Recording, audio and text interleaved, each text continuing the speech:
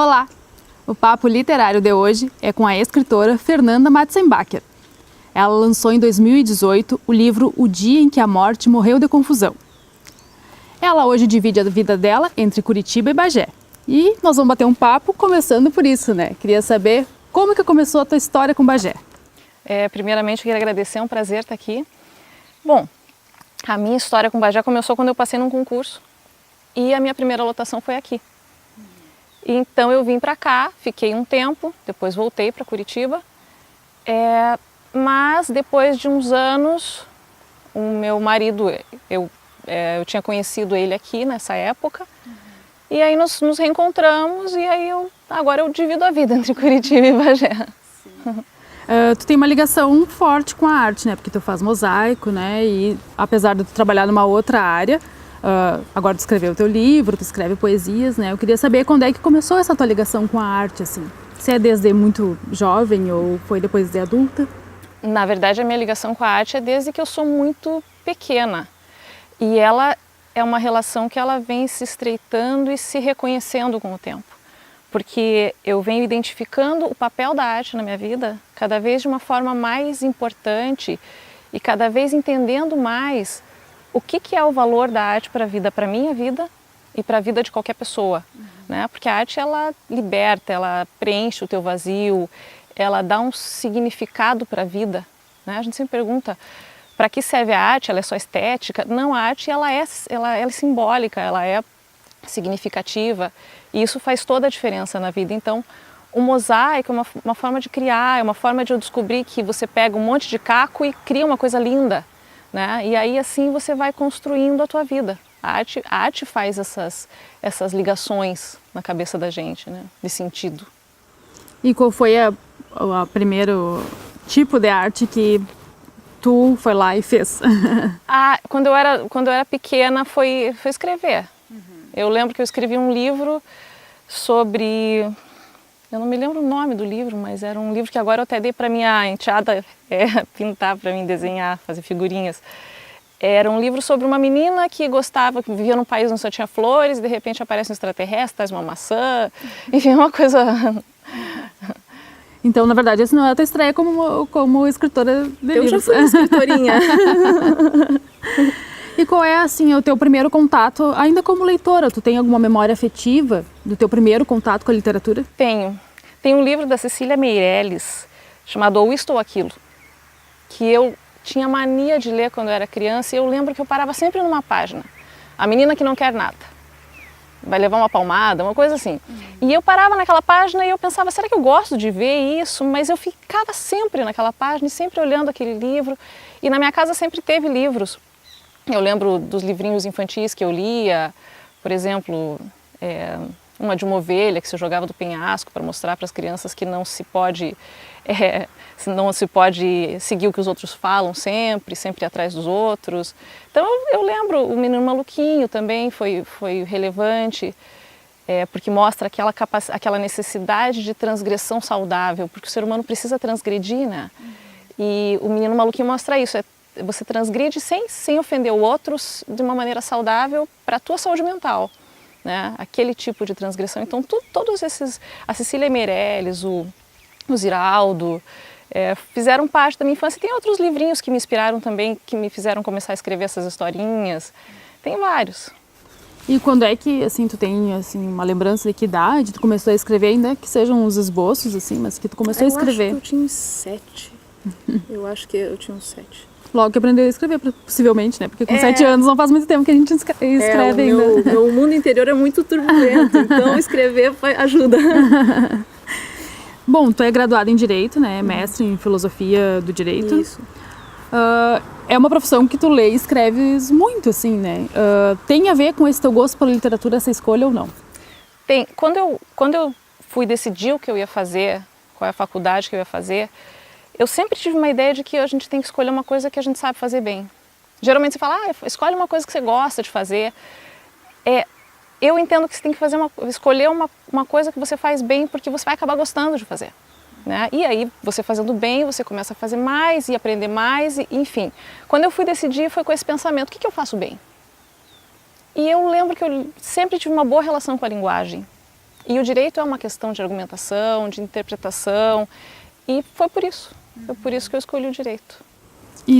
E a filosofia, depois o mestrado, né, que veio na sequência? O mestrado foi uma surpresa para mim, porque eu concluí a faculdade, eu trabalhava no escritório de advocacia e o meu chefe, o advogado para que eu trabalhava, ele me incentivou muito que eu tinha que fazer um mestrado. Que eu tinha que fazer um mestrado, enfim, no final das contas eu fui e passei em primeiro lugar na minha área. Foi interessante, porque eu não tinha nem o mínimo direcionamento, mas a filosofia já começou antes, porque eu tinha feito uma pesquisa de iniciação científica e o meu orientador, embora fosse orientador de processo penal, ele gosta muito de filosofia. E ele me dava muitos livros, e eram muito interessantes, livros de filosofia, de psicanálise. Quando eu peguei a Crítica da Razão Pura, a primeira vez eu abri, eu levava 1 hora para ler 5 páginas. Porque você não entende fundamento de filosofia, você tem que buscar dicionário, ficar 2 horas, e já é um livro difícil, né? Mas foi ali que começou, com Kant, eu comecei bem, né? Bom, então vamos falar da tua primeira ficção, né? O Dia em que a Morte Morreu de Confusão. Sem spoilers, porque eu tô lendo ainda. Bom, eu queria saber como é que foi a produção dela, né? Tu começou a escrever aleatoriamente, daqui a pouco tu viu que podia se transformar em um livro ou não, tu já iniciou o trabalho sabendo que era para publicar, assim, como é que é a história desse livro? Na verdade, na verdade, assim, eu nunca pensei, eu sempre achei legal escrever um livro, mas eu nunca pensei, porque eu sempre pensava assim, eu vou virar escritor, é bonito, todo mundo se acha escritor, né? Mas eu gostava de escrever. Então, sempre que eu tinha alguma vivência, alguma coisa que acontecia na minha vida, eu pegava e ia lá escrevia um texto. E tinha vários textos. Aí, quando eu vim morar em Bagé, em 2005, eu olhei para todos os textos, eu morava num quarto de hotel, olhei para as paredes, aquele tempo todo que eu tinha depois que terminava o meu trabalho, não conhecia ninguém aqui, bom, agora, vou começar isso, por que não, né? Por que não? E aí eu comecei a transformar numa história, aí escrevi. Em 2010 eu terminei, porque eu, como tinha outras ocupações, o meu trabalho, não dava para também só escrever, eu não tinha como. E como é uma coisa que são muitas reflexões, e eu sou muito perfeccionista nas minhas reflexões, então eu ficava matutando em cima delas, enfim. Nesse tempo, aí eu terminei em 2010, dei para algumas pessoas lerem, meu irmão olhou para mim assim, Fernanda, você quer publicar isso aqui? Então você precisa dar uma linha de história, porque era muita viagem. Aí eu comecei a escrever de novo. Mas por quê? Porque é um prazer para mim. Então eu podia escrever 50 vezes, que ia ser prazeroso. E aí sim, aí eu fui concluindo nisso. Aí ano passado, quando eu tive meu filho, eu consegui terminar o livro na licença maternidade. E aí sim, aí eu comecei a ajeitar ele para publicar com calma, né? E saiu ano passado. E esses textos que tu tinhas, eles já eram de quanto tempo, assim? Há quanto tempo tu vinha guardando eles? Olha, eu lembro de textos que eu escrevi quando eu estava no mestrado.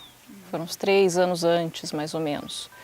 Textos mais antigos não tem, porque também daí não teria a qualidade de maturidade que precisava, né? Porque o que acontece? Quando você vai escrevendo, você precisa escrever e passar a tua mensagem, e aí você reflete sobre aquilo que você está dizendo no meio do que você está escrevendo, e já vem uma outra ideia, e aí você tem que limpar o texto para não ficar com aquele bando de coisa que você ficou pensando no meio do caminho.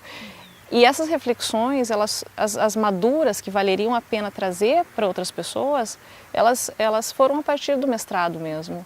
Antes eu acho que a minha vida foi muito para dar tempo de eu ficar sentada, colocando as ideias, mas como eu tinha que fazer minha dissertação, acabava que eu estava sentada lá e já vinha uma ideia, eu abri outro arquivo e já escrevi alguma coisa.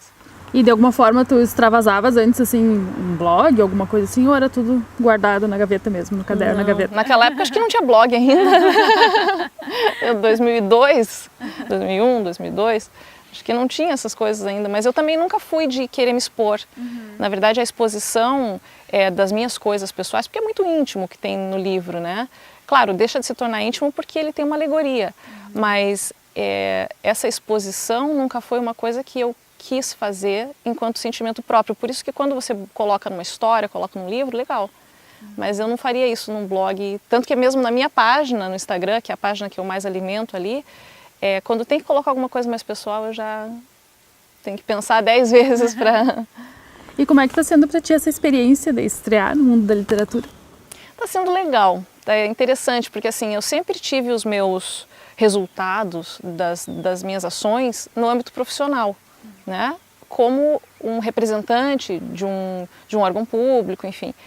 E agora eu comecei a dar voz a quem eu sou de verdade, a exercer minha individualidade de uma forma exterior e dialogando mais com ela, porque é muito interessante você dialogar com as pessoas, é muito interessante você ver as pessoas falarem, nossa, eu chorei quando eu li isso me tocou, isso mudou a minha vida. Teve pessoas que já me mandaram mensagem dizendo, nossa, foi um soco no meu estômago, isso é maravilhoso, porque ninguém me tocou profundamente. Porque assim, eu nunca tive muito apego às minhas ideias. O meu apego no sentido de, não importa que eu escrevi, importa que as pessoas estão lendo e isso está podendo alterar a vida delas um pouquinho que seja. E fazer elas se sentirem mais confortáveis nos enigmas que tem. Aí nesse livro tem meus enigmas de 10 anos de reflexão e talvez os 10 anos em que a gente mais tem turbulência na vida, né? Que é no começo da idade adulta.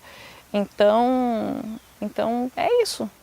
A obra deixa de ser tua, né? Ela é de todo mundo que lê, né? Ela um pouquinho, porque cada um reflete de uma forma, né? Cada um lê de uma maneira. É interessante. Encontra coisas que nem tu sabias. É verdade.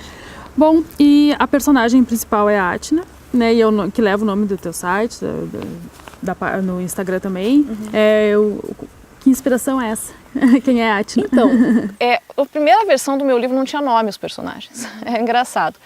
E aí quando eu fui criar a segunda versão para criar uma história que tivesse mais contato com as pessoas, eu pensei, vamos botar um nome para não ficar tão abstrato, né? Só que eu não queria dar um nome normal, porque tinha que ter um nome, tudo para mim tem que ter símbolo, tem que ter significado, né? Então cada personagem, o nome tem um significado. E a Atna, uma vez eu estava lendo alguma coisa e eu li o termo Atman, que é alma em sânscrito.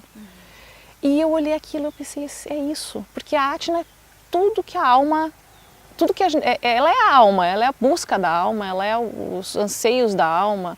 Então, a ideia foi essa, aí eu criei um Atna do Atman. E aí, quando eu fui criar a página, acho que é um bom nome, vou usar o nome da personagem principal, porque é um nome significativo. E aí foi assim, e aí foi esse o...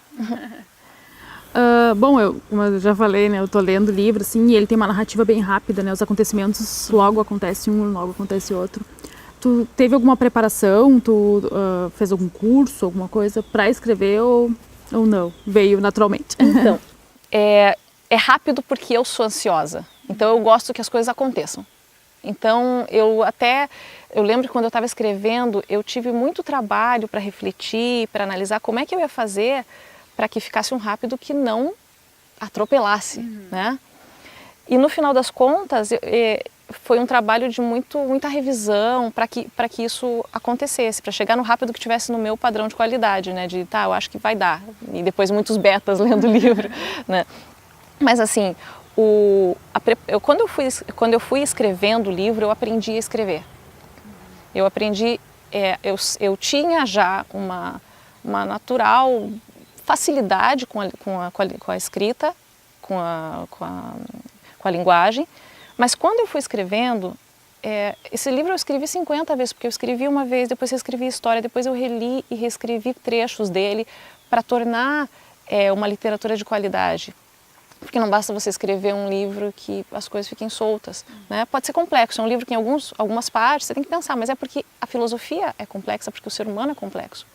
Mas a ideia, aí eu até fui anotando algumas coisas que eu me dei conta sobre como é escrever, sobre o que fica bom, o que não fica. Eu, na verdade, depois posso escrever um livro sobre isso.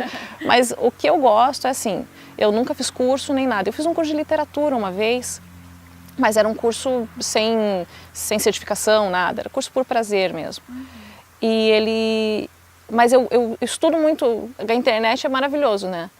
Então eu gosto de estudar a teoria da literatura, eu gosto de estudar os períodos literários, entender, ter a minha percepção sobre essas coisas. Então eu sempre estou estudando uma coisa ali, uma coisa aqui. Por exemplo, esses tempos eu queria descobrir qual que era qual que era o estilo do meu livro, não descobri ainda. Mas aí eu fui estudar o realismo fantástico, porque tem muita coisa que se fala do realismo fantástico que não bate exatamente como começou. Os conceitos vão se desvirtuando, né? E aí eu descobri como é que começou e foi muito legal. Então e aí eu vi que não era realismo fantástico, mas então é isso, é estudando e avaliando e refletindo. Tu também tem uma relação boa com a poesia, né? Também escreves. Eu gosto de escrever poesia. Poesia é uma coisa meio que a gente faz, bate a inspiração, você coloca aquilo no papel e vem não sei de onde. Acho que é o caminho mais rápido do inconsciente para o papel, talvez. Se eu pegar minhas poesias antigas, eu vou ver que adolescente, que jovem que eu fui, como que eu fui crescendo e como que os sentimentos foram batendo dentro de mim de uma maneira muito fácil. Porque coisas que talvez na época eu não tenha percebido. A poesia é esse caminho. Então eu gosto. Eu não tenho escrito tanta poesia ultimamente, mas eu acho que mais por falta de tempo, porque divulgar um livro e esse processo todo toma muito tempo, né? E tu tens uma preferência entre poesia ou prosa? Eu leio mais prosa. Poesia eu pego, assim, eu tenho um monte de livros de poesia que eu gosto de pegar de vez em quando e dar aquela folhada. E aí quando eu acho aquela que tem um insight é uma maravilha, uma delícia de ler. Mas a prosa me acalma mais, a poesia é para momentos de emergência. Bom, a literatura também te acompanha no teu trabalho, na tua profissão oficial, né? Tanto que tu escreveu os microcontos sobre o trabalho infantil. Como é que surgiu essa ideia, que é um assunto tão delicado, né? Sim. Na verdade, assim, eu fui coordenadora do combate ao trabalho infantil no Paraná por uns 7 anos, mais ou menos. E eu vi muitas coisas, a realidade me tocou muito, muitas coisas que me tocaram, e o que me toca eu tenho que colocar no papel. Até porque eu tenho a necessidade de mostrar para os outros aquilo, para que todo mundo possa perceber certas coisas. Como eu percebo, porque às vezes, quando a gente tem pouco contato com uma coisa, a gente não tem várias experiências suficientes para comparar e para ter efetivamente uma opinião sobre um assunto. E o trabalho infantil é muito duro, porque é um tema muito polêmico, é um tema muito difícil, é complexo. Então, as coisas que eu vi, aí eu vou escrever esses contos, mas eles estão lá. Estão só no meu site, por enquanto, não levei adiante. Mas no trabalho infantil teve uma experiência muito legal que eu fiz, foi uma cartilha de combate ao trabalho infantil com o Ziraldo.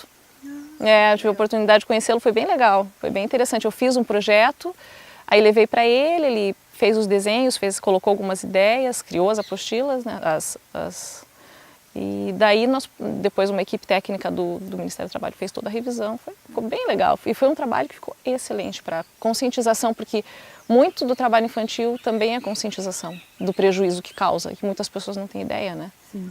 As pessoas falam assim, olha só, eu trabalhei quando criança e eu tô aqui bem. Mas o conceito de bem das pessoas é eu tô rico. Uhum. Se a pessoa ficou rica, ela entende que ela foi bem sucedida, e não é isso. Será que ele trata bem a esposa em casa? Será que ele tem uma boa relação com os filhos? Será que ele não se sente sozinho? Porque a construção da tua identidade, da tua segurança, da maneira como você vai enfrentar os teus desertos, isso o trabalho infantil atrapalha. E isso as pessoas não enxergam, porque isso não é importante na sociedade em que a gente vive, infelizmente. A saúde mental também, né? Emocional da pessoa. Então todo esse processo dá bastante literatura. Não, é bem curiosa essa tua experiência, né? Porque imagina, tu lias o Ziraldo quando era criança, era uma inspiração pra ti, daqui a pouco tu tá trabalhando com ele. Eu pude levar meu livro pra ele autografar. Foi bem legal. E tu tens planos literários pro futuro? Olha, o meu plano literário é fazer o meu livro ser lido, né? Porque o processo de escrever é o gostoso da história, é legal, né? Agora, a parte de divulgação é muito complicado, né? Principalmente no Brasil hoje em dia, porque o mercado editorial ele tá fechado. E, por outro lado, tem uma vantagem, que a internet abriu as portas para a literatura de uma maneira mais forte. Você não precisa mais de uma editora para você divulgar o teu trabalho. Você não fica... É muito bom ter liberdade de você poder divulgar o teu trabalho como você deseja, sem você ter que seguir determinações de marketing que às vezes você não concorda, ou enfim, ou, por exemplo, eu não posso sair todos os dias para ir em eventos para divulgar o livro, porque eu tenho um filho pequeno, eu tenho meu trabalho, que é o núcleo da minha vida e que eu levo muito a sério. Então, assim, o que eu posso fazer divulgar da maneira como eu gosto, como eu posso, e também funciona. Mas aí é um desafio também, eu tenho que aprender. Eu estou virando expert em marketing, daqui a pouco eu tô... Bom, a gente sempre finaliza o programa pedindo para o nosso convidado uma dica de leitura. Então, eu gostaria de saber, né, o que tu indica para os nossos telespectadores. Então, eu vou indicar um livro que teve que é muito simbólico na minha formação enquanto ser humano, por causa de uma frase, né? Que é o livro do Rilke. Na verdade, são sonetos ao Orfeu do Rilke. Tem Cartas de Amor a um Jovem Poeta também, que tem essa reflexão, e a reflexão é o destino nos mede com o metro do ser. Isso significa, você pode, muitas coisas são determinadas na tua vida, mas você pode criar uma escala, uma bola de neve com o teu ser e criar muitas coisas boas e criar muito do que você é ou não, né? Depende do como você se comporta. O ser, ele é importante para definir o teu destino. E essa é uma das reflexões mais importantes que eu li num livro. E então fica aí a dica do Sonetos ao Orfeu do Rilke. Tá bom, muito obrigada, Fernanda, por ter aceito o nosso convite de estar aqui conosco hoje. E o Papo Literário volta no próximo domingo, a partir das 7 horas da noite. Tenha uma boa leitura!